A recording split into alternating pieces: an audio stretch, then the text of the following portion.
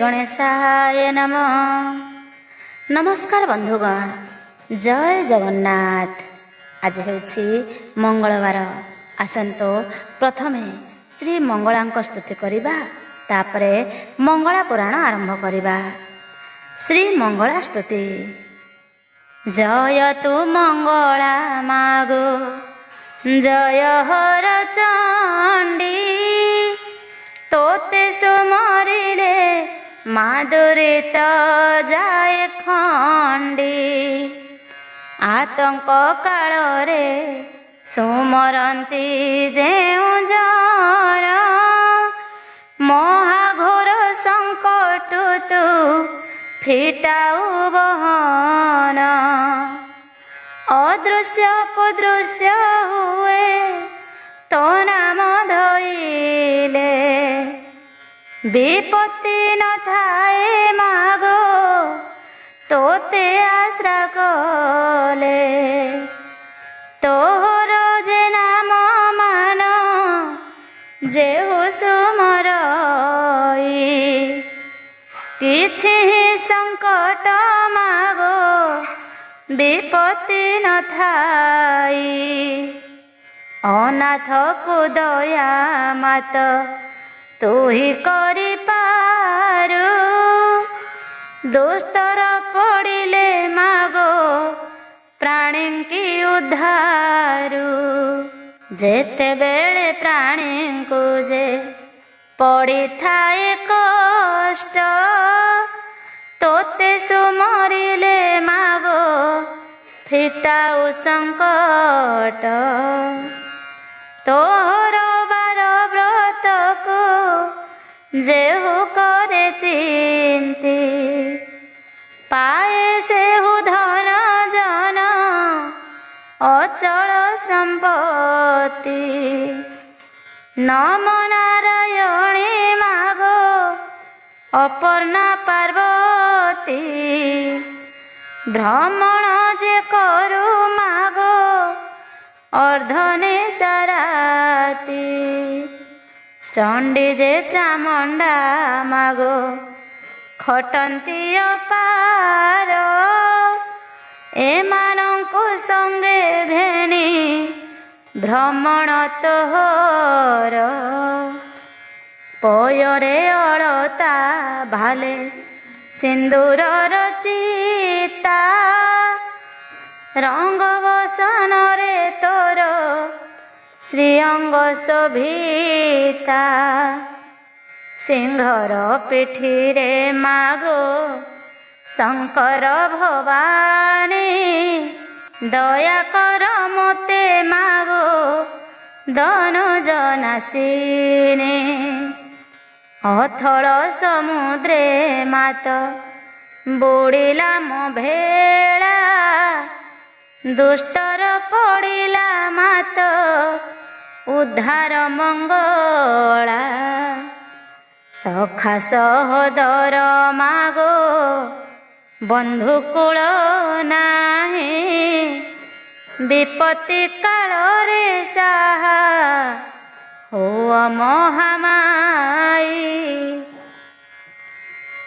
विंध्यगिरि वासिनी मा हेमवंत दुहिता, एमन्ते द्वादश नाम देले जे विधाता।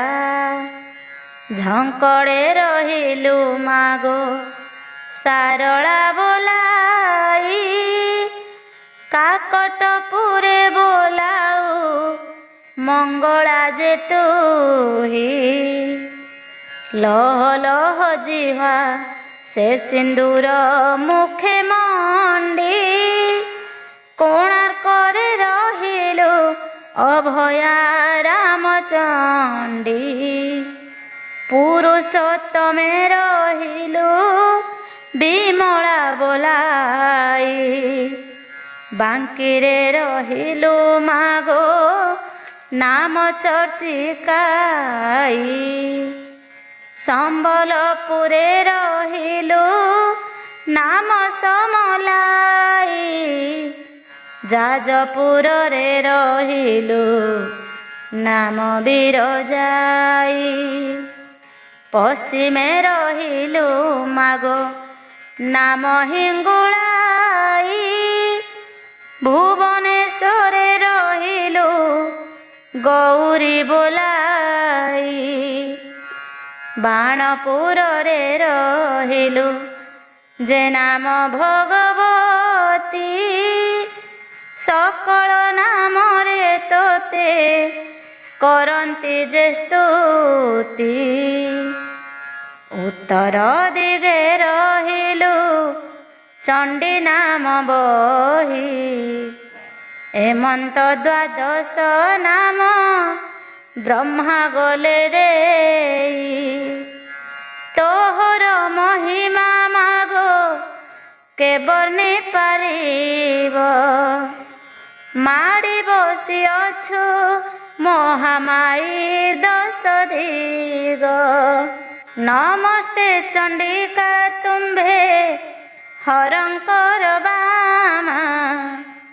କେ କହିପାରିବ ମାଗ ତୁମ୍ଭର ମହିମା।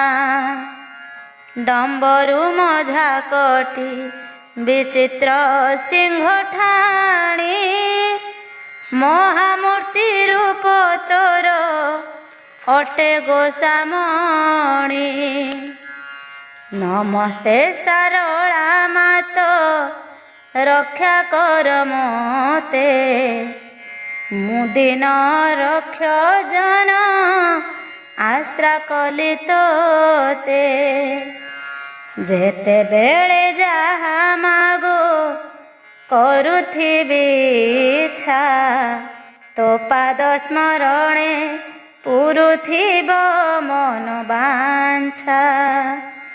ତୁମ୍ଭର ଚରଣେ ମୋର ମନ ରହୁ ସ୍ଥିର। ଅଳି କରେ ଅଧମ ସନ୍ତାନ ତୋହର। ଏବେ ଆସନ୍ତୁ ଶ୍ରୀ ଶ୍ରୀ ମଙ୍ଗଳା ଦେବୀ ପୁରାଣ ପାଠ କରିବା। ଆଜିର ବିଷୟ ରହିଛି ନୟନାର ଅନ୍ୟାୟ ସହି ନ ପାରି ଧନେଶ୍ୱର ଶ୍ରୀଧର ଓ ଶ୍ୱେତ ପ୍ରଭାକୁ ଶୀଘ୍ର ସ୍ୱଦେଶକୁ ଆନୟନ। ଶ୍ରୀହରି ଉବାଚ ମଙ୍ଗଳା ସାକ୍ଷାତ ଦୁର୍ଗା ଦୁର୍ଗତି ନାଶିନୀ। ଦୁର୍ମତି ଦୁଷ୍ଟଙ୍କୁ ସହି ନ ପାରନ୍ତି ପୁଣି। ହେମ କଟାକ୍ଷରେ ଶତ୍ରୁ କୂଳ ହୁଏ ତ୍ରାସ। କପାଳରେ ଚନ୍ଦ୍ର କଳା ଶୋଭିତ ବିଶେଷ। ଚତୁର୍ଭୁଜା ମହାମାୟା ଜଗତର ମାତ। ଶଙ୍ଖ ଚକ୍ର ଗଦା ଖଡ୍ଗେ ଶତ୍ରୁ ହନ୍ତି ହତ। ସିଂହ ବାହିନୀ ତ୍ରିଶୂଳ ଶତ୍ରୁ ସଂହାରଇ।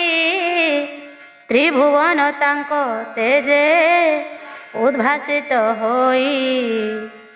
ସର୍ବଦେବ ଗଣ ତାଙ୍କ ପାଶେ ଥାନ୍ତି ରହି। ଏମନ୍ତ ମହାମାୟାଙ୍କୁ ଧ୍ୟାନ ମୁଁ କରଇ। ସେହି ଦୁର୍ଗା ଜଗତର ମଙ୍ଗଳ କାରଣେ। ମଙ୍ଗଳା ରୂପେ ପ୍ରପୂଜ୍ୟ ଏମର ତ ଧାମେ। ଅର୍ଜୁନ ଉବାଚ ଭୋ ପ୍ରଭୁ କହିବା ହେଉ ଏହା ପର କଥା। କିପରି ଶେଷ ହୋଇଲା ଖୁଲଣା ହୀନସ୍ତା। ନୟନାର ଏତେ ଦଣ୍ଡ ବିଧି ଆଚରଣ। ପୁତ୍ର ଶ୍ରୀଧର କି ଜାଣି ନ ପାରିଲା ପୁଣ। ଯାହାଙ୍କ ଇଚ୍ଛାରେ ସୃଷ୍ଟି ହୁଏ ଆତ ଜାତ। ସେ କିମ୍ପା କରିଲେ ନାହିଁ ମୂଳୁ ପ୍ରତିହତ। ସତୀ ସୁମତି ଉପରେ ଏତେ ଅତ୍ୟାଚାର। କିପରି ସହ୍ୟ କରିଲେ ଦେବୀ ସେଠାବର। ଦୁଷ୍ଟ ନଳିନୀ ଯାହାଙ୍କ ନାମ ଅଛି ରହି। ଦୁଷ୍ଟ ନାରୀକୁ ଶାସନ ନ କଲେ କିମ୍ପାଇଁ। ଶ୍ରୀହରି ଉବାଚ ଶୁଣ ହେ ଗୁଡ଼ାକେ ଶହେ ପଣ୍ଡୁର ସନ୍ତାନ କଷି କଷାଇ ପ୍ରକୃତି କରିଥାଏ ଦାନ। ଯାହାଦ୍ୱାରା ଯାହା ହେବ ପୂର୍ବ ନିର୍ଦ୍ଧାରିତ, ଅବଶ୍ୟ ଭୋଗ ହୋଇବ ଜନ୍ମିଲେ ମରତ। କର୍ମ ଭୂମି ଯେହି ଫଳେ କର୍ମ ଫଳ, ପରମ ବ୍ରହ୍ମ ଜନ୍ମ ଲଭିନ ପାନ୍ତି ଥଳ। ମହାମାୟାଙ୍କର ସୃଷ୍ଟି ବିଚିତ୍ର ଅଟଇ, କର୍ମଯୋଗେ ଗୀତାରେ ଯେ ତାହା ଅଛି କହି। ଗୁରୁ ଇଷ୍ଟ କର୍ମ ଫଳ ଭୋଗ କରାଅନ୍ତି, ନିର୍ମଳ ପବିତ୍ର କରି ନିତ୍ୟ ଧାମେ ନିଅନ୍ତି। ଏହାଦ୍ୱାରା ତାହାଙ୍କର ମହିମା ବିକାଶେ, ତାଙ୍କ କୃପା ବଳେ ଦୁଃଖ ଶୋକ ପ୍ରାୟ ଦିଶେ। ମାତା ମଙ୍ଗଳା ଥାଇଣ ସବୁ ଦେଖୁଥିଲେ, ନିଜର ବଡ଼ିମା ପଣ ଜଗତେ ରଖିଲେ। ଶୁଣ ଏବେ ଶ୍ରୀଧର ଚରିତ ଦେଇ ମନ, ଶ୍ଵେତଦ୍ୱୀପେ ରାଜପୁରେ ଦେଖିଲେ ସେ ସ୍ୱପ୍ନ। କାନ୍ଦଇ ଖୋଲଣା ବସି ରାଜ ଗଲା ପୋଡ଼ି, ସ୍ୱାମୀ ପୁତ୍ର ଦେଖିବାକୁ ହୁଏ ମଥା କୋଡ଼ି। ଚିତ୍କାର କରିଣ ଡାକେ ଆରେ ପୁତ୍ର ତୁହି, ମରିବା ଆଗରୁ ଥରେ ଦେଖା ଦିଅ ତୁହି। ଜୟ ମା ମଙ୍ଗଳାଶ୍ୱରୀ ଶ୍ରୀଧର ସ୍ଥିର, ପିତାଙ୍କୁ କହିଲା ଯାଇ ସ୍ୱପ୍ନ ସମାଚାର। ଭୀଷଣ ବିପଦେ ମୋର ମାତା ପଡ଼ିଛଇ, ଶୀଘ୍ର ଚାଲ ପିତା ଯିବା ଶ୍ୱଶୁରଙ୍କୁ କହି। ରାଜା ସୁଦର୍ଶନଙ୍କୁ ଯେ କୁହେ ଧନେଶ୍ୱର, ବିଦାୟ କରନ୍ତୁ ଯିବା ଆମ୍ଭେ ନିଜ ପୁର। ଇଚ୍ଛା ନଥିଲେ ବି ରାଜା ତତ୍ପର ହୋଇଲେ, ରାଣୀଙ୍କୁ ହକାରି ସବୁ ଯୋଗାଡ଼ କରିଲେ। କନ୍ୟା ଯିବ ଶାଶୁ ଘର କାହିଁ ଜମ୍ବୁ ଦୀପ, ସୁନାମ ଯେପରି ହେବ ଚିନ୍ତା କଲେ ନୃପ। ମନ୍ତ୍ରୀ କହିଲେ ଦାନ ଯେ ଯୌତୁକ ମାନ, ଚିଠା କର ବର କନ୍ୟା ବାହୁଡ଼ିବେ ଜାଣ। ସମୁଦିର ହାତ ଧରି କ୍ଷମା ମାଗି ନେଲେ, ବିଗତ ଘଟଣା ମାନ ନରଖ ମନରେ। ଅଜ୍ଞାତପଣରେ ତୁମ୍ଭଙ୍କୁ ମୁଁ ଦଣ୍ଡ ଦେଲି, କନ୍ୟା ଦେଇଣ ଏବେ ଯେ ଶରଣ ପଶିଲି। ଧନେଶ୍ୱର କହିଲେ ବିଧିର ବିଚାର, ହେବାର ଯା ଥିଲା ହେଲା ଦୋଷ ବା କାହାର।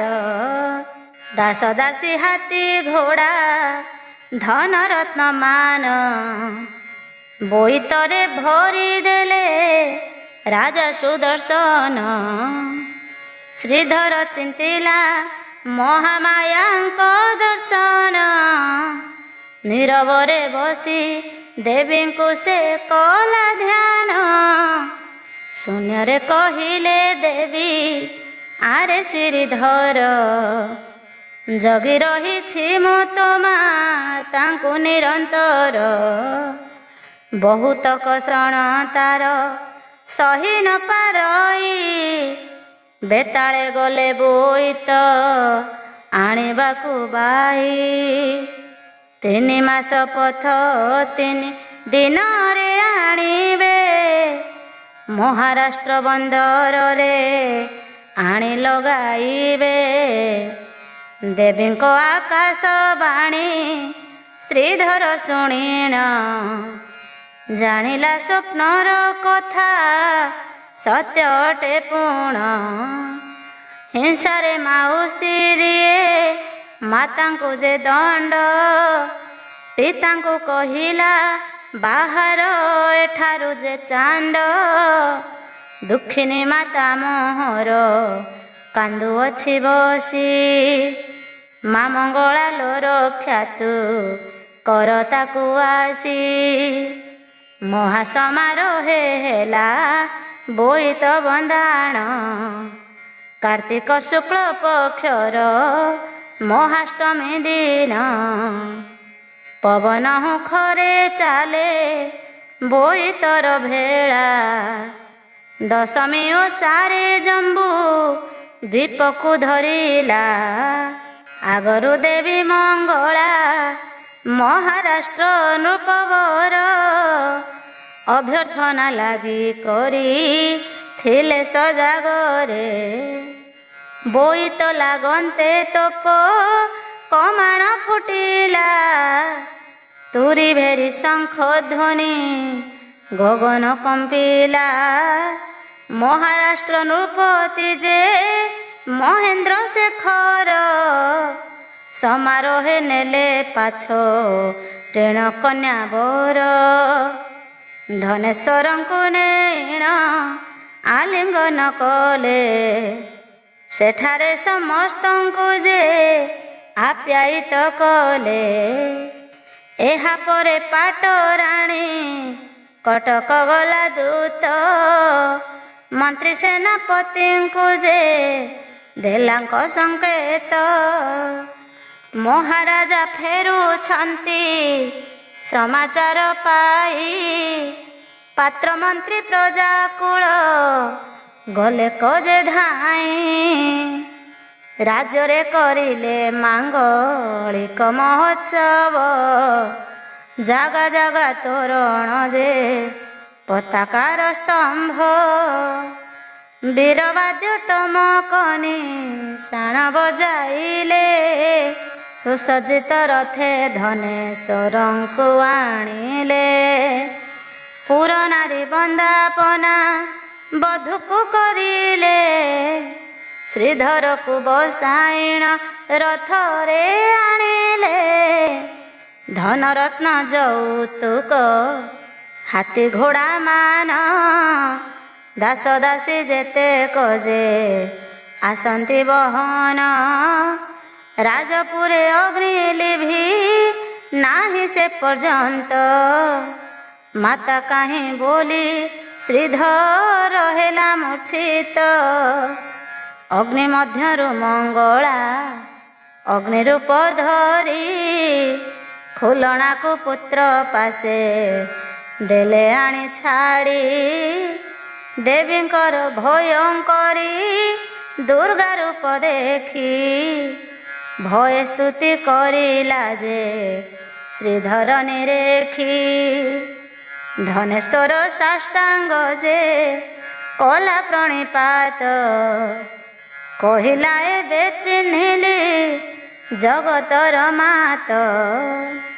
ଅଜ୍ଞାନୀ ମୋ ଅପରାଧ କ୍ଷମିବ ଜନନୀ, ଶାନ୍ତ ହୋଇଲି ଭାଏ ମହାକାଳ ଅଗ୍ନି। ରାଜାଙ୍କ ପ୍ରାର୍ଥନା ଶୁଣି ଅଗ୍ନି ଲିଭି ଗଲା, ପ୍ରବଳ ଭରସା ହୋଇ ଶାନ୍ତ କରାଇଲା। ମହାରାଣୀ ନୟନାକୁ ଖୋଜନ୍ତି ରାଜନ, ମଙ୍ଗଳା କହିଲେ ତାହା ଆଉ ନାହିଁ ପ୍ରାଣ। ପ୍ରବଳ ହିଂସାରେ ଖୁଲଣାକୁ ଦଣ୍ଡ ଦେଲା, ଶ୍ରୀଧରକୁ ମାରିବାକୁ ବ୍ୟର୍ଥ ସେ ହୋଇଲା। ହିଂସାରେ ଜାଳି ପୋଡ଼ିଲା ଖୁଲଣାକୁ ମୋର, ସହି ନ ପାରି କାଳି ଯେ ଦଂଶିଲା ପୟର। ଭୟଙ୍କର ବିଷରେ ସେ ଜଳି ପୋଡ଼ି ମଲା, କାଳ କାଳକୁ କୀର୍ତ୍ତି ଜଗତେ ସେ ରଖିଲା। ଏବେ ଯାଅ ଖୁଲଣାକୁ ନେଇ କର ଘର, ଶ୍ରୀଧରକୁ ଯୁବରାଜ କର ଏ ରାଜ୍ୟର। ଦୁଃଖର ଦିନ ସରିଲା ଆସେ ଚିର ସୁଖ, ନିରେଖ ଜନକୁ ରଖନ୍ତି ଦେବୀ ପଦ୍ମମୁଖ। ଜୟ ଜୟ ମଙ୍ଗଳା ମା ଦୁରିତ ନାଶିନୀ। ଜୟ ଜୟ ମଙ୍ଗଳା ମା ପତିତ ପାବନୀ। ନମଇ ଚରଣେ ତୋର କର ସୁକଲ୍ୟାଣ। ସଙ୍କଟୁ ତରନ୍ତୁ ପଢ଼ି ମଙ୍ଗଳା ପୁରାଣ। ସୁଜନ ଜନୈନ ଧରି ବଦ ସମହର। କରି କରାଅନ୍ତି ସେହି ନିମିତ୍ତ ମାତର। ଗୀତ ଛନ୍ଦେ ଲେଖିଲଇଁ ଦେବୀଙ୍କ ଚରିତ। ଦିନହୀନ ବିଷ୍ଣୁ ଦେବ ପାରେଶ୍ୱର ସୁତ। ଦେବୀ ମଙ୍ଗଳାଙ୍କ ମହାତ୍ମ୍ୟ ଓ ବ୍ରତ କଥା ଶୁଣ ହେ ଗାଣ୍ଡିବଧାରୀ ଦେବୀଙ୍କ ବଚନ। ସମ୍ମୁଖରେ କହିଛନ୍ତି ସୃଷ୍ଟିର କାରଣ। ରଙ୍ଗମଞ୍ଚେ ଅଭିନେତା ଭିନ୍ନ ରୂପ ଧରେ। ଲୋକମାନଙ୍କର ମନ ରଞ୍ଜନ ଯେ କରେ। ପ୍ରକୃତରେ ଅଟଇ ସେ ଗୋଟିଏ ମଣିଷ। ଜଗତରେ ଦେବୀଙ୍କର ରୂପ ଯେ ଆଭାସ। ନିର୍ଗୁଣା ଦେବୀ ହୋଇଥାନ୍ତି ନିରାକାର। କାର୍ଯ୍ୟ ସମ୍ପାଦତି ଭିନ୍ନ ରୂପରେ ସାକାର। ଦେବତାଙ୍କ ହିତେ ଆଉ ମାନବ କଲ୍ୟାଣ। ରୂପ ଧରି ଆସିଥାନ୍ତି ସତ୍ତାଧୀର ଗୁଣ। ଅର୍ଜୁନ ବାଚ ମହାବାହୁ ଖୁଲଣାର କଥା ଯେ ଶୁଣିଲି। ଦେବୀ ମଙ୍ଗଳାଙ୍କର ଯେ ମହିମା ଜାଣିଲି। ଦେବୀଙ୍କର ଲୀଳା କଥା କୁହନ୍ତୁ ଆବର। ଆହୁରି କିଏ ଲଭିଛି କରୁଣା ତାଙ୍କର। କରୁଣାମୟୀ କରୁଣା ଅପାର ଅଟଇ। ଖୁଲଣା ଚରିତ୍ର ମାତ୍ର କାଣି ଚାଏ ହୋଇ। ଶ୍ରୀହରି ବାଚ କହନ୍ତି ଜଗତ ନାଥ ଶୁଣ ହେ ଭାରତ। ଦେବୀଙ୍କ ମହିମା ଅଟେ କଳ୍ପନା ଅତୀତ। ଯାହାଙ୍କର ଲୀଳା ବ୍ରହ୍ମା ବୁଝି ନ ପାରନ୍ତି। ପରମା ପ୍ରକୃତି ଯୋଗ ମାୟା ସେ ଅଟନ୍ତି। ସାହା ହୁଅନ୍ତି ଯାହାକୁ ମଙ୍ଗଳା କୃପାରେ। ଧନ ଐଶ୍ୱର୍ଯ୍ୟ ବଢ଼ଇ ତାର ନିଶ୍ଚିନ୍ତରେ। ଚୈତ୍ର ମଙ୍ଗଳବାର ବ୍ରତ ଯେ ତାଙ୍କର। ବୁଲନ୍ତି ସେ ସମୟରେ ନଗର ବାହାର। ସେ ସମୟ ସାଧ୍ୱୀ ନାରୀ ବ୍ରତ କରିଥାନ୍ତି। ବାଟ ମଙ୍ଗଳା କରିଣ ମାତାଙ୍କୁ ପୂଜନ୍ତି। ସନ୍ତୋଷ ହୋଇଣ ମାତା ଯାଚି ଦିଅନ୍ତି ବର। ପୁତ୍ର ନାତି ଧନ ବଢ଼େ ଅପାରୁ ଅପାର। ପୂର୍ବେ ଧନବନ୍ତ ନାମେ ଥିଲେ ଏକ ରାଜା। ମହାପ୍ରତାପୀ ଅଟନ୍ତି ଉଡ଼େ ଜୟ ଧ୍ୱଜା। ବିଦର୍ଭରେ ରାଜଧାନୀ ବିରାଟ ବିଭବ। ଜୟଗାନ କରୁଥାନ୍ତି ପ୍ରଜାକୁଳ ସର୍ବ। ରଥ ଗଜ ହାତୀ ଘୋଡ଼ା ବିପୁଳ ସମ୍ପତ୍ତି। କେବଳ ନଥିଲା ତାଙ୍କ କୋଳରେ ସନ୍ତତି। ବହୁ ଧର୍ମ ଆଚରଣ କରିବା ବିଫଳ। ଶେଷରେ ନାସ୍ତିକ ହୋଇ କାଟୁଥିଲେ ବେଳ। ଅପରୂପା ପଦ୍ମିନୀ ଜାତି କନ୍ୟା ଯେ ରାଣୀ। ସୁମତି ନାମ ତାଙ୍କର ଅପୂର୍ବ ଜେଠାଣୀ। ଦେବୀ ପ୍ରତିମା ପରାଏ ରୂପ ଯୌବନ। କୋଟି ସୁନ୍ଦରୀ ନହିବେ ତାହାଙ୍କ ସମାନ। ଦୟା ଧର୍ମ ଆଚରଣ କୋମଳ ବଚନ, ପର ଆପଣା ନଥାଏ ଶାନ୍ତ ଶିଷ୍ଟ ମନ। ଯେତେ ଯାହା ହେଉ ପଛେ ପୁତ୍ର ନ ଦେଖିଲେ, ଅନ୍ତର ଭିତରେ ସଦା ଦୁଃଖିତ ସେ ଥିଲେ। ସେହି ରାଜ୍ୟ ଗୁଣ ନିଧି ନାମେ ଝାଡ଼ୁଦାର, ସହଜେ ଅଟଇ ଜାତିରେ ସେ ଚାଣ୍ଡାଳ। ତାହାର ଭାରି ଯା ସତୀ ଧର୍ମ ପରାୟଣୀ, ରୂପ ଗୁଣେ ମନ୍ଦ ନୁହେଁ ଗୌରାଙ୍ଗୀ ଗୁଣ୍ଡୁଣୀ। ତାହାର ଗର୍ଭେ ସନ୍ତାନ ନ ହୁଏ ଉତ୍ପନ୍ନ, ଚାଣ୍ଡାଳୁଣୀ ଅନୁବ୍ରତେ କାଟୁଥିଲା ଦିନ। ଶୁଣ ଆହେ ସାଧୁ ଜନେ ଦେଇ ମନ କର୍ଣ୍ଣ, ପରମ ପବିତ୍ର ଏହି ମଙ୍ଗଳା ପୁରାଣ। କହୁଛନ୍ତି ଶ୍ରୀହରି ଯେ ଅର୍ଜୁନେ ବୁଝାଇ, ଜଗତ ଜନହିତରେ ତାହା ଲେଖିବଇଁ। ଦେବୀ ମଙ୍ଗଳା ଜାଣିଲେ ଦୁହିଁଙ୍କର ମନ, ପୂର୍ବଜନ୍ମ କଥା ହେଜି ହୋଇଲେ ପ୍ରସନ୍ନ। ମାୟାରେ କଇ ବୃଦ୍ଧା ରୂପକୁ ଧରିଲେ, ଅତି ଅଲକ୍ଷଣୀ ଅପଚ୍ଛନ୍ନ ରୂପରେ ଚଳିଲେ। ପାକୁଆ ପାଟିରୁ ବୋହି ଯାଉଅଛି ଲାଳ, ପାଚିଲା କେଶ ଉଡ଼ଇ ହୋଇ ଫର ଫର। ଭଙ୍ଗା ଟୋକାଇରେ କିଛି କେନ୍ଦୁଅ କଇଁଥ, କାଖେଇ ଚାଲିଲେ ନଈ ନଈ ରାଜପଥ।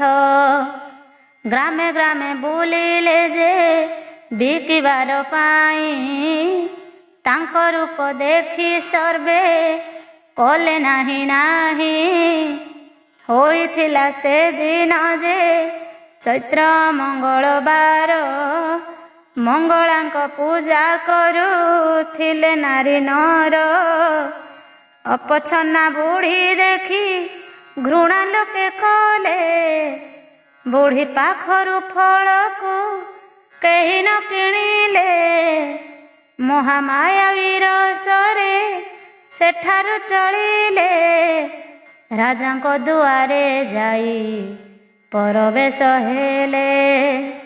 ବୁଢ଼ୀକୁ ଦେଖିଣ ରାଜ ଦ୍ୱାର କିଳା ହେଲା, ମନ ଦୁଃଖେ ଫେରେ ତହୁଁ ବୁଢ଼ୀ ଯେ କଲା। ନଗର ବାହାରେ ଅଟେ ଚାଣ୍ଡାଳର ଘର, ଚାଣ୍ଡାଳୁଣୀ ଲିପୁଥିଲା ଅଗଣା ଦୁଆର। ମଙ୍ଗଳା ପୂଜା କରି ଯେ କରିଅଛି ଓଷା, ମାୟା ଅଟକିଲେ ତହିଁ ହୋଇଣ ହତାଶା। କେନ୍ଦୁ କଇଁଥ ନେବୁକି ଆଲସୁ ଲକ୍ଷଣୀ, ମୋଠାରୁ ଫଳ କେହି ଯେ ନ ନିଅନ୍ତି କିଣି। ଚାଣ୍ଡାଳୁଣୀ ବୁଢ଼ୀକୁ ସେ ପ୍ରଣିପାତ କଲା, ଏ ବୟସେ ମାଉସୀ ତୁ ବୁଲୁଛୁ ଏକଲା। ବୁଢ଼ୀ କହେ ଅଭାବରୁ ବୁଲେବାର ଦ୍ୱାର, ଦେଖି ମୋତେ କେହି କରୁ ନାହାନ୍ତି ଖାତର। ବଳ ବୟସ ତ ଗଲା ହୋଇଗଲି ବୁଢ଼ୀ, ପୁତ୍ର କନ୍ୟା କେହି ନାହିଁ ମୁହିଁ ଆଣ୍ଠୁ କୁଡ଼ି। ହାଲିଆ ହୋଇଛି ବୁଢ଼ୀ ଦେଖି ଚାଣ୍ଡାଳୁଣୀ, ଖଜୁରୀ ଚଟ ଖଣ୍ଡିଏ ପକାଇଲା ଟାଣି। କହିଲା ଦଣ୍ଡେ ଠାରେ ବସଲ ମାଉସୀ, ହୀନ ଜାତି ମୁହିଁ ଦେଇ ପାରୁନି ଆଉଁସି। ମୁହିଁ ମଧ୍ୟ ଆଣ୍ଠୁ କୁଡ଼ି ତୋର ପରି ହେବି, ବୟସ ରୂପ କି ସବୁଦିନ ଥିବ ଦବି, ଦୁଃଖୀ ବୁଝେ ଦୁଃଖିନୀର ଅନ୍ତର ବେଦନା, ମୋଠାରୁ ତୁ ବହୁ ଦୁଃଖୀ ଭାଗ୍ୟ ବିଡ଼ମ୍ବନା। ଚାଣ୍ଡାଳୀର ମଧୁର ବଚନ ବ୍ୟବହାର, ଦେଖି ମାଏ ସନ୍ତୋଷରେ ମାୟା କଲେ ଦୂର। ବୃଦ୍ଧା ରୂପ ତେଜି ଜ୍ୟୋତିର୍ମୟୀ ରୂପ ହେଲେ, ଚତୁର୍ଭୁଜା ହୋଇ ଦିବ୍ୟା ଲୋକେ ପ୍ରକାଶିଲେ। ଖଜିର ଚଟ ପାଲଟେ ସୁବର୍ଣ୍ଣ ଆସନ, ଦେବୀ ତହିଁ ବସି କହିଲେ ତୁ ଭାଗ୍ୟବାନ। ଜଗତ ସାରା ବୁଲିଲି ସର୍ବେ କଲେ ଦୂର, ତୋହର ବ୍ୟବହାରରେ ପ୍ରାର୍ଥନାରେ ବର। ଚାଣ୍ଡାଳୀ ସେ ରୂପକୁ ଦେଖିଣ ଆଚମ୍ବିତ, ଭୂମିରେ ଲୋଟି ସାଷ୍ଟାଙ୍ଗେ କଲା ଦଣ୍ଡବତ। ନିସ୍ତରିଲି ଛୋଟ କୂଳେ ହୋଇ ମୁଁ ଜନମ, ପୁରାଣେ ଯାହା ଶୁଣିଲି ଲଭିଲି ଦର୍ଶନ। ଅଧର୍ମ ଚାଣ୍ଡାଳୁଣୀ ମା କି ପୂଜା କରିବି, କିଛି ଦେଇ ନ ପାରଇ କ୍ଷମା କର ଦେବୀ। କହିଲେ ମଙ୍ଗଳା ମାତା ଶୁଣଲ ଦୁଲଣୀ, ଦେହ ମନ ସମର୍ପିଲେ ସବୁ ହୁଏ ପୁଣି। ତୋ ଭକତି ଭାବରେ ମୁଁ ପ୍ରସନ୍ନ ହୋଇଛି, ଯାହା ମାଗିବୁ ତୋତେ ମୁଁ ଦେଇଯିବି କିଛି। ଚାଣ୍ଡାଳୁଣୀ କହେ ମାତ ଆଣ୍ଠୁ କୋଡ଼ି ଦୋଷ, ପାର ହେବାକୁ ଗୋ ତୁହି କରିବୁ ଆଶିଷ। ଯେତେବେଳେ ବିପଦରେ ଏ ରୂପ ଧ୍ୟାଇବି, ଏତିକି ଦୟା କର ମା ପ୍ରତ୍ୟକ୍ଷ ଦେଖିବି। ସନ୍ତୋଷେ ସର୍ବମଙ୍ଗଳା ଯାଚି ଦେଲେ ବର, କୋଳେ ପାଇବୁ ନିଶ୍ଚୟ ସାତଟି କୁମର। ମୋର ବ୍ରତ କରୁଥିବୁ ଭକତି ଭାବରେ, ଧ୍ୟାଇଲେ ମିଳିବି ପାଶେ ରହ ନିଶ୍ଚିନ୍ତରେ। ଧନ ରତ୍ନ ଐଶ୍ୱର୍ଯ୍ୟନ ହେବ ଯେ ଅଭାବ, ଦେହ ଛାଡ଼ିଲେ ସ୍ୱାମୀ ଯେ ନିତ୍ୟ ଲୋକେ ଯିବ। କେନ୍ଦୁ ଚାର ହାତେ ଦେଇ ଅନ୍ତର୍ଧ୍ୟାନ ହେଲେ, ଜୟ ମା ମଙ୍ଗଳା କହି ନମଇ ଭୂମିରେ। ତହୁଁ ଚାଣ୍ଡାଳୁଣୀ ପୁଲକରେ ଚଳିଗଲା, ବଜାର ମଧ୍ୟରେ ଯାଇ ପ୍ରବେଶ ହୋଇଲା। ଖଇନ ବାତ ସାକର ମୁଆଁ ଯେ କିଣିଲା, ସମସ୍ତ ପଦାର୍ଥ ଧରି ଗୃହେ ପ୍ରବେଶିଲା। ମାର୍ଜନା କରିଣ ଘର ଅଗଣା ମଣ୍ଡାଇ, ବେଦିକା କରିଣ ଚଇତି ମଙ୍ଗଳା ପୂଜଇ। ଦେବୀଙ୍କ ନାମରେ ଏକ ଘଟ ପୂଜା କଲା, ଧୂପ ଦୀପ ନୈବେଦ୍ୟ ତାଙ୍କୁ ସମର୍ପିଲା। କର ଯୋଡ଼ି ମାତାଙ୍କୁ ଯେ ବିନତି କରିଲା, ଅଧର୍ମ ଜାତି ପ୍ରଣତି ଘେନ ମା ବୋଇଲା। କୃପା କରି ତୁହି ମାତ ଦେଲୁ ଦର୍ଶନ, କାଳ କାଳକୁ ମହିମା ତୋର ହଉ ଚିରଦିନ। ପୂଜା ସାରି ପ୍ରସାଦକୁ ଆପଣା ପାଇଲା, ଅବଶିଷ୍ଟ ସାଇ ପଡ଼ିଶାଙ୍କୁ ବାଣ୍ଟି ଦେଲା।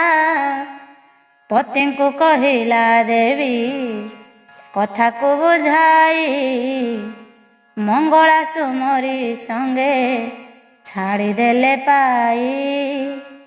ଗର୍ଭବତୀ ତହୁଁ ହେଲା ଆନନ୍ଦ ପାର, ଧନ ଐଶ୍ୱର୍ଯ୍ୟରେ ଭରି ଉଠିଲା ତା ଘର।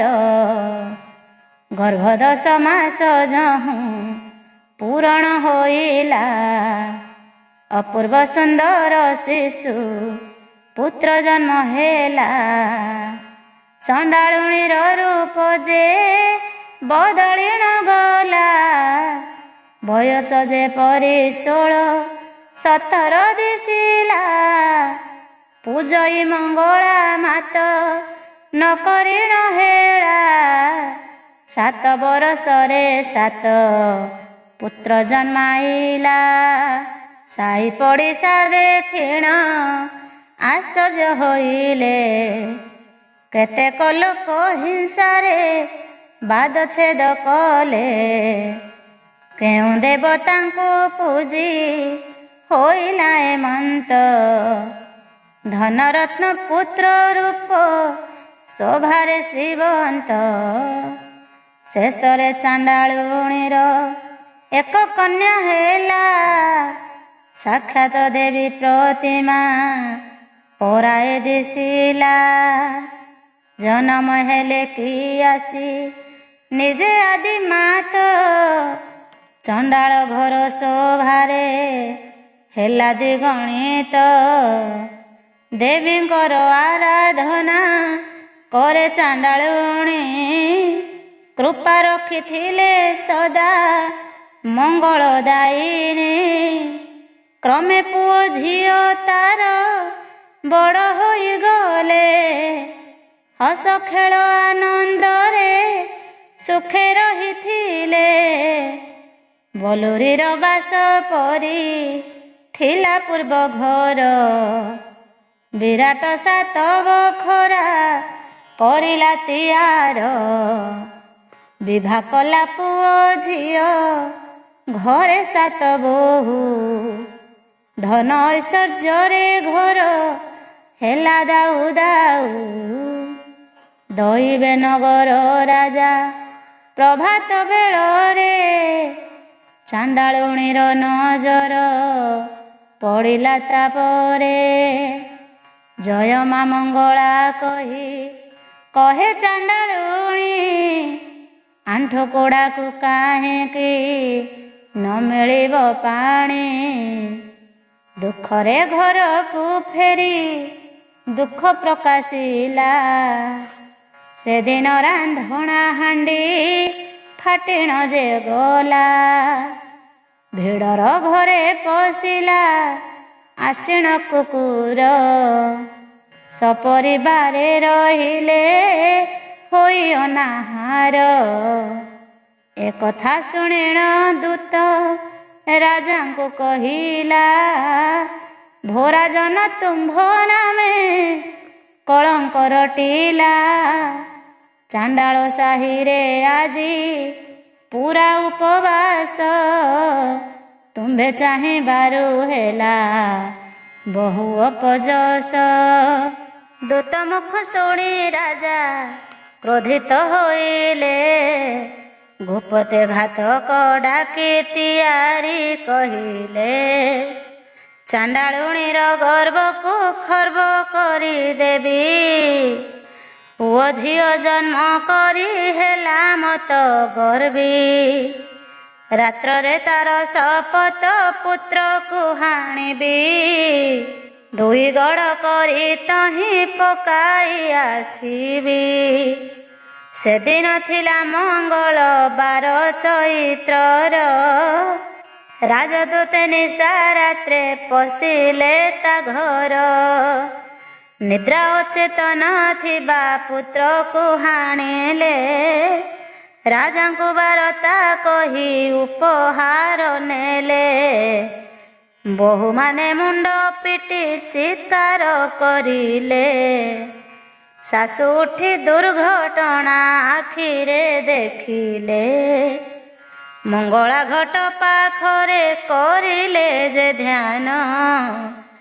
ମହାବିପଦ ମା ତୁମ୍ଭେ ହୁଅ ସମାସୀନ। ଦେବୀ ତହିଁ ଦିବ୍ୟ ମୂର୍ତ୍ତି ଧରି ଉଭା ହେଲେ। କଟିଥିବା ମୁଣ୍ଡ ଗଣ୍ଡି ଯୋଡ଼ ଯା କହିଲେ। ମୁଣ୍ଡ ଗଣ୍ଡି ଯୋଡ଼ନ୍ତେଣ ଉଠିଲେ କପୁଅ। ପଚାରନ୍ତି କି ହୋଇଛି ମାତା ସତ କହ। ଦେବୀ ଅନ୍ତର୍ଧ୍ୟାନ ତହୁଁ ହୋଇ ଯାଇଥିଲେ। ସପରିବାରେ ଜୟ ମଙ୍ଗଳାଙ୍କୁ ନମିଲେ। ପ୍ରଭାତ ହୁଅନ୍ତେ ରାଜା ପାଇଲେ ଖବର। କଟା ମୁଣ୍ଡ ଯୋଡ଼ି ହୋଇ ବଞ୍ଚିଲେ କୁମର। ଆହୁରି କ୍ରୋଧିତ ହେଲେ ହିଂସାରେ ରାଜନ। ଧରି ଆଣ ସାତ ପୁତ୍ରେ ପେଶିଲେ ସଇନ। ରାଜଜ୍ଞାରେ ସାତ ପୁତ୍ରେ ଧରି ନେଇ ଗଲେ। ଶୂଳିଆ ପଦାରେ ସାତ ଟୁକୁରା କରିଲେ। ଏକାଠି କରି ଏକ ଗାଢ଼େ ଦେଲେ ଯେ ପୋତି। ରାଜା ମନ ଏଥର ହୋଇଲା ଯେ ଶାନ୍ତି। ଏହା ଶୁଣି ଚାଣ୍ଡାଳୁଣୀ ନିର୍ଜଳା ରହିଣ। ମଙ୍ଗଳାଙ୍କ ପୂଜା କରି କାନ୍ଦିଲା ବସିଣ। ଦେବୀ ମଙ୍ଗଳା ଚଣ୍ଡାଳ ପୁତ୍ର ଖଣ୍ଡ ଧରି। ଜୀବଦାନ ଦେଇଗଲେ ମାତା ପାଶେ ଛାଡ଼ି। କହିଲେ ସୁଖରେ ଝିଅ ତୁ ରହିବୁ ଏଥର। ସବୁବେଳେ ତୋ ଉପରେ ଅଛି ମୋ ନଜର। ପରଦିନ ପ୍ରଭାତରେ ଖବର ପାଇଲେ। ଚାଣ୍ଡାଳୁଣୀ ଅଦ୍ଭୁତ ଶକତି ଜାଣିଲେ। କେଉଁ ଦେବତାଙ୍କୁ ସେହି ପୂଜା କରି ଛଇଁ। ମରିବା ପୁତ୍ର ବଞ୍ଚନ୍ତି ଆଶ୍ଚର୍ଯ୍ୟ ଲାଗଇ। ବଲୁରିର ବାସ ଯାର ରହିଥିଲା ଘର। ମଳ ସଫା କରେ ଆସି ଆମ୍ଭର ନବର। ବିପୁଳ ଧନ ସମ୍ପତ୍ତି ବିରାଟ ଆବାସ। କେଉଁ ଦେବତା ମନ୍ଦିର କରିଛି ବିଶେଷ। ରାଜା ମନରେ ଅନେକ ଭାବନା କରିଣ। ଅନ୍ଧାରି ବି ଯେ କରିଲେ ଜାଣିବା କାରଣ। ଛଦ୍ମବେଶ ଧରି ନଗର ପରିକ୍ରମା କଲେ। ଚାଣ୍ଡାଳ ସାହିରେ ଯାଇ ଲୁଚିଣ ଦେଖିଲେ। ସେଦିନ ସୋମବାରରେ ରାତ୍ର ପାହି ନାହିଁ। ଚାଣ୍ଡାଳୁଣୀ ଉଠି ଗୃହ ମାର୍ଜନା କରଇ।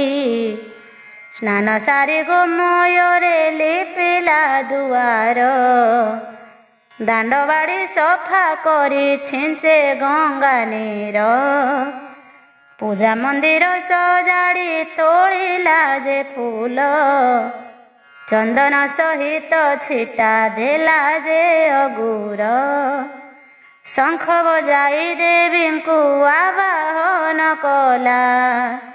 ଧୂପ ଦୀପ ନୈବେଦ୍ୟ ସଜାଡ଼ି ରଖିଲା। ବଧୂଏ ଶୁଚି ହୋଇଣ ମିଳିଲେ ସେଠାରେ। ଜୟ ମା ମଙ୍ଗଳା କହି ହୁଳହୁଳି ଦେଲେ। ରାଜା ଏହା ଦେଖି ନିଜ ଅଜ୍ଞାନତା ପାଇଁ। ଅନୁତାପ କରି ପୂଜା ସ୍ଥାନକୁ ଯେ ଯାଇ। କହିଲେ ଲୋ ଶ୍ରୀମତୀ ତୁ କେଡ଼େ ଭାଗ୍ୟବାନ।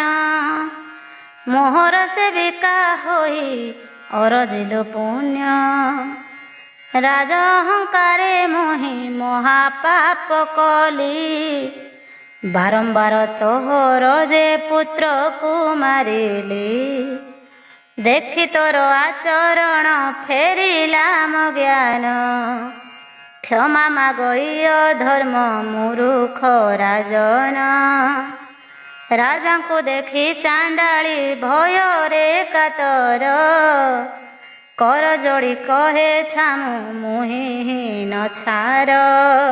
ମୋ ଦୁଆରେ ବି ଯେ କେଉଁ କାରଣ ନିମିତ୍ତ। ସ୍ୱୟଂ ବି ଯେ କଲେ ସୁପ୍ରଭାତେ ନରନାଥ। ରାଜା କହିଲେ ତୁହିଲୋ ଅତି ଭାଗ୍ୟବତୀ, ଧନ୍ୟ ତୋହର ଜନମ ଦେଖି ହେଲି ଶାନ୍ତି। ସେବକ ହେଲେ ବି ମିତ୍ର ହେଲଇଁ ତୋହର, ଆଣ୍ଠୁକୁଡ଼ା ଦୋଷ ଦେବି ମୋତେ ପାରି କର।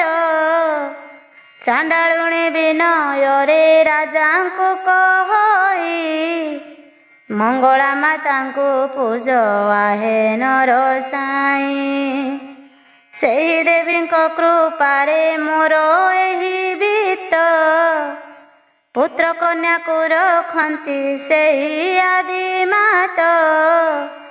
ପ୍ରତି ମଙ୍ଗଳବାର ମୁଁ ପୂଜା କରିଥାଇ, ତୁମ୍ଭେ କର ତାଙ୍କ ପୂଜା ହେ ନର ଗୋସାଇଁ। ତାଙ୍କ କୃପା ହେଲେ ଜଗତେ ସମସ୍ତ ମିଳିବ, ଆଣ୍ଠୁକୁଡ଼ା ଦୋଷ ପାର ଅବଶ୍ୟ ହୋଇବ। ଅର୍ଜୁନ ବାଚ ରାଜାଙ୍କ ମନକୁ କଥା ପାଇଲା କି ନାହିଁ, ହୀନ ଚାଣ୍ଡାଳୁଣୀ ବୋଲେ କି କରିଲେ ସେହି। ଏତେ ବଡ଼ ନୃପତି ସେ ହୋଇଲେ ଅଜ୍ଞାନ, ହିଂସା ପଣେ ବିନାଶିଲେ ଶପଥ ସନ୍ତାନ। ଶ୍ରୀହରି ବାଚ ଅଭିମାନ କ୍ରୋଧ ହିଂସା କରାଏ ରାକ୍ଷସ, ଆପଣା ସୁକୃତ ସବୁ ଯାଇଥାଏ ନାଶ। ପାପ କର୍ମେ ଲିପ୍ତ ହୁଏ ମାନବର ମନ, ଏଣୁ ତାକୁ କାଳ ଗ୍ରାସେ ଅକାଳ ମରଣ। ଏଠାରେ ଦିବ୍ୟ ଚେତନା ରାଜାଙ୍କର ହେଲା, ଛୋଟ ନୁହେଁ ଚାଣ୍ଡାଳୁଣୀ ପୂଜଇ ମଙ୍ଗଳା। ଜାଗରେ ମହାମାୟା ହନ୍ତି ଯେ ବିରାଜିତ, ଦେବ ପ୍ରତିମା ଅଟଇ ସେହି ଭାଗ୍ୟବନ୍ତ। ଚାଣ୍ଡାଳୁଣୀ ସହିତରେ ମିତ୍ର ଯେ ହୋଇଲେ, ମଙ୍ଗଳା ପ୍ରସାଦ ନେଇ ଶ୍ରୀକରେ ପାଇଲେ। ହରସରେ ରାଜା ନିଜ ନବରେ ଫେରିଲେ, ରାଣୀକୁ ବୁଝାଇ ସବୁ କଥା ସେ କହିଲେ। ଆସନ୍ତା ମଙ୍ଗଳବାରେ ଚାଣ୍ଡାଳ ସାହିରେ, ରାଜା ରାଣୀ ପ୍ରତିବାସୀ ମିଳିଲେ ସକଳେ। ଶୁକ୍ଳ ବସ୍ତ୍ର ପରିଧାନେ ପୂଜା ଦ୍ରବ୍ୟ ଧରି, ରାଜାଙ୍କ ଆଦେଶେ ସର୍ବେ ହୋଇଥିଲେ ମଳି। ପୂର୍ବ ପରି ଚାଣ୍ଡାଳୁଣୀ ଆୟୋଜନ କରି, ପୂଜିଲା ସର୍ବ ମଙ୍ଗଳା ଦେଇ ହୁଳହୁଳି। ଚାଣ୍ଡାଳୁଣୀ ଭକ୍ତି ଭାବ ଦେଖି ସର୍ବେ ତୋଷ, ହୁଳହୁଳି ଦେଇ କମ୍ପାଇଲେ ଦଶ ଦିଶ। ରାଣୀ ରାଜା ସହିତରେ ପ୍ରଣାମ କରିଲେ, ଜୟ ମା ମଙ୍ଗଳା ରଖ ଉଚ୍ଚେ ଡାକ ଦେଲେ। ନବରକୁ ଫେରି ରାଜା ସଂକଳ୍ପ କରିଲେ, ମଙ୍ଗଳାଙ୍କ ପୂଜା ବିଧି ନିଜ ଗୃହେ କଲେ। ରାଜ୍ୟରେ ମଙ୍ଗଳା ପୂଜା କଲେ ପ୍ରଚଳନ, ପ୍ରତି ମଙ୍ଗଳବାରରେ ବ୍ରତ ଆଚରଣ। ଘରେ ଘରେ ପୁରେ ପୁରେ ଭକ୍ତି ପୂତ ହୋଇ, ମଙ୍ଗଳା ବ୍ରତ କରିଲେ ରାଜା ଦେଶ ପାଇ। ପ୍ରତି ଗ୍ରାମେ ମଙ୍ଗଳାଙ୍କ ଗଢ଼ିଲେ ମନ୍ଦିର, ପୂଜା ଲାଗି ଖଞ୍ଜି ଦେଲେ ସମସ୍ତ ପ୍ରକାର। ଏହା ଦେଖି ମା ମଙ୍ଗଳା ସନ୍ତୁଷ୍ଟ ହୋଇଲେ, ରାଣୀଙ୍କୁ ଦର୍ଶନ ଦେଇ ବର ଯାଚି ଦେଲେ।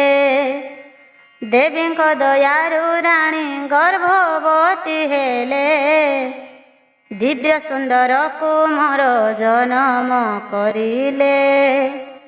ଧନରତ୍ନ ପାର ଯେ ବଢ଼ିଲା ତାଙ୍କର, ରାଜଲୋକେ ମୋହ ସୁଖେ କରିଲେ ଯେ ଘର। ରାଜାଙ୍କର ଆଣ୍ଠୁ କୁଢ଼ା ଦୋଷ ହେଲା ପାର। ଆନନ୍ଦରେ ମହାତ୍ସବ କଲା ନୃପବର। ଜୟ ଜୟ ମଙ୍ଗଳା ମା ଦୁଃଖ ନିବାରିଣୀ। ଜୟ ଜୟ ମଙ୍ଗଳା ମା ସଙ୍କଟ ତାରିଣୀ। ନମଇ ମାତ ଚରଣେ ମୁହିଁ ହୀନମତି। ଜୀବନର ଶେଷ କାଳେ ଦିଅ ସଦଗତି। ଜଗତ ଜନଙ୍କୁ ତାପୁ ପାରି କର ମାତ। ଗତି ମୁକ୍ତି ଦାତ୍ରୀ ତୁହି ଘେନ ପ୍ରଣିପାତ। ସୁଧାମୟ ରସ ଏହି ମଙ୍ଗଳା ପୁରାଣ। ଶ୍ରୀହରି ଶ୍ରୀମୁଖ ବାଣୀ ଶୁଣନ୍ତି ଅର୍ଜୁନ। ପଢ଼ନ୍ତେ ଶୁଣନ୍ତେ ସର୍ବ ଦୁଃଖ ହୁଏ ଦୂର। ରୋଗ ଜରା ଅପମୃତ୍ୟୁ ହୋଇଥାଏ ଦୂର। ଶତ୍ରୁ ଭୟ ମାରି ଭୟ ସକଳ ଅରିଷ୍ଟ।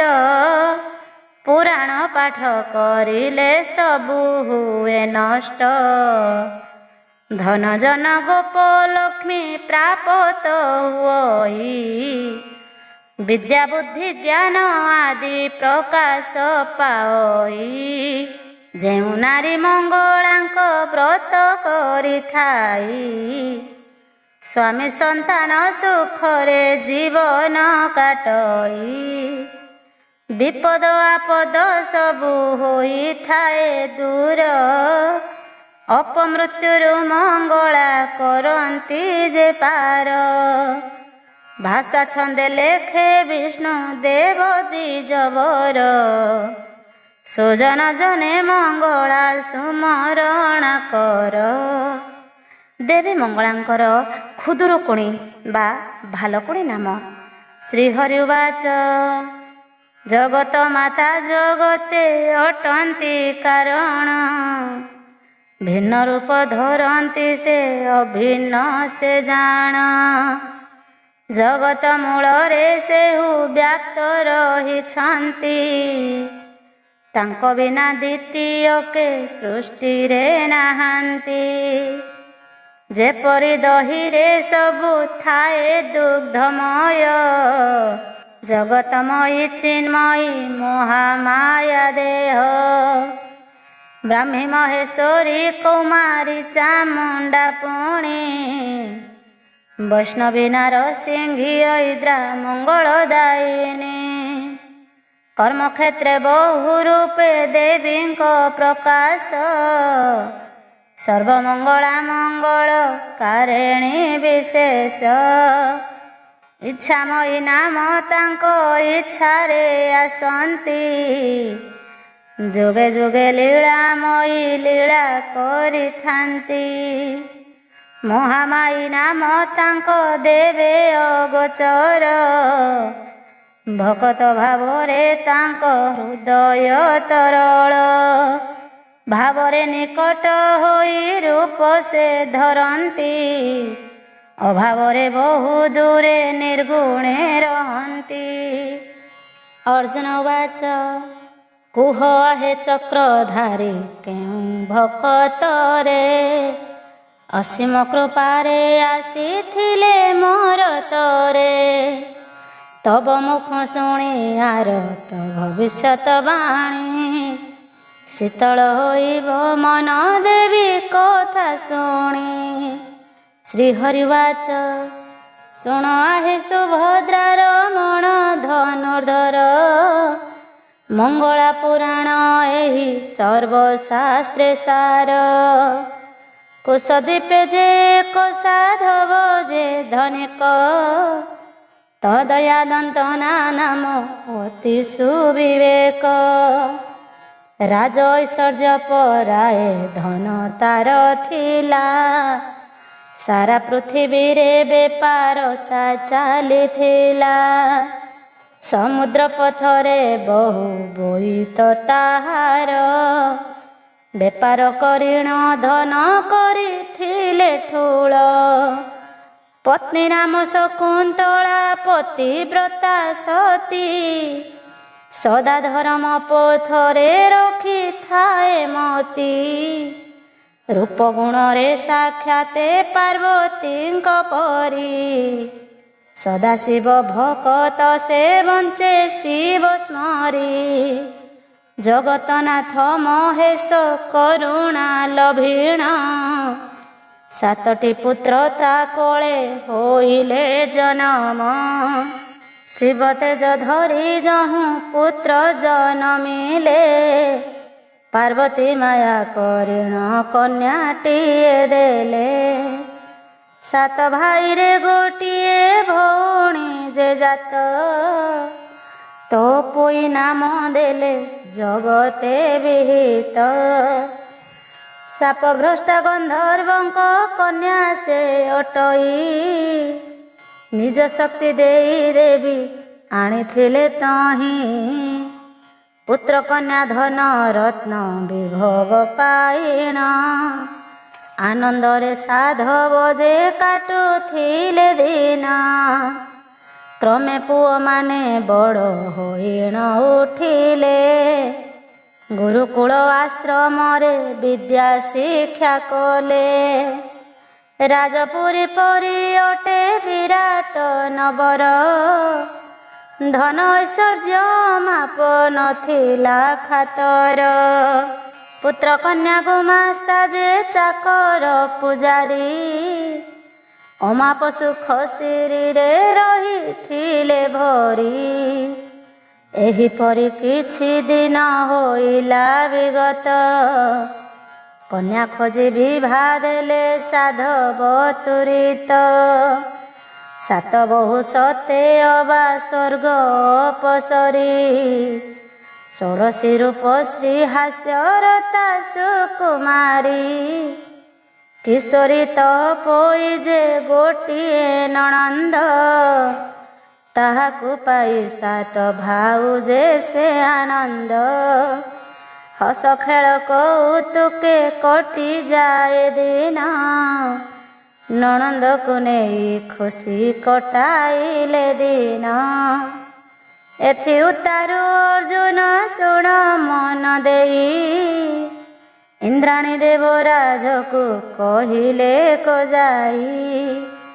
ଭୋନାଥ ମୋହର ପ୍ରିୟ ତିଳୋତ୍ତମା ବିଦ୍ୟାଧରୀ, ତା ସାଥେ ଭ୍ରମଇ ମୁହିଁ ହସ ଖୁସି କରି। ତା ବିହୁନେ ନନ୍ଦନ ବନକୁ ଯାଏ ନାହିଁ, ମର୍ତ୍ତ୍ୟରେ ଜନ୍ମିଲା ତୁମ୍ଭ ଅଭିଶାପ ପାଇ। ତନୟା ସାଧବର ଅଲ୍ୟଳୀ କୁମାରୀ, ସାତ ବହୁ ମେଳେ ଭୋଗେ ସେ ଐଶ୍ୱର୍ଯ୍ୟ ସିରି। ମନେ ପଡ଼େ ନାହିଁ ମୋର କଥା ଯେ ତାହାର, ତା ବିହୁନେ ସ୍ୱର୍ଗ ପୁରୀ ଦିଶେ ଅସୁନ୍ଦର।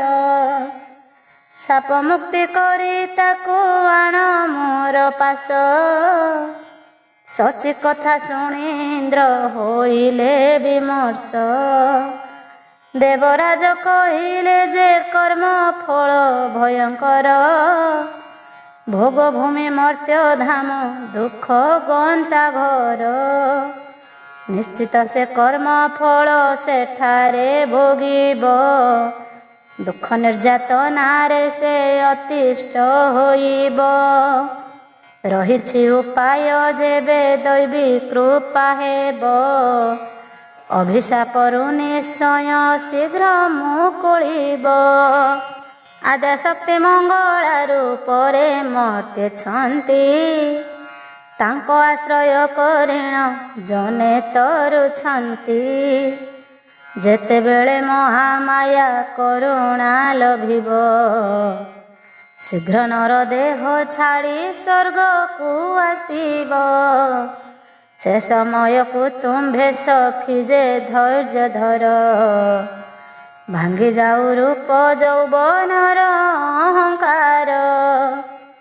ଇନ୍ଦ୍ରାଣୀ କହିଲେ ନାଥ କ୍ଷମା କର ଦୋଷ, ମର୍ତ୍ତ୍ୟକୁ ଯିବି ମୁହିଁ ଦିଅନ୍ତୁ ଯେ ଆଦେଶ। ଖଳ ଲଗାଇ ତାହାର ଦୁଃଖ ଶେଷ କରି ସ୍ୱର୍ଗ ଆସିବାର ବାଟ କରିବି ତିଆରି। ହସିଲେ ଯେ ସୁନା ଶିର ହେଉ ତୁମ୍ଭେ ଯାଅ, ଜାଣିନଥିଲି ସଖୀକୁ ଏତେ ଭଲ ପାଅ। ଅନୁମତି ନେଇ ଦେବି ଦୁଇ ଭାଗ ହେଲେ, ଏକ ଭାଗ ସ୍ୱର୍ଗେ ରହି ଏକ ମର୍ତ୍ତ୍ୟେ ଗଲେ।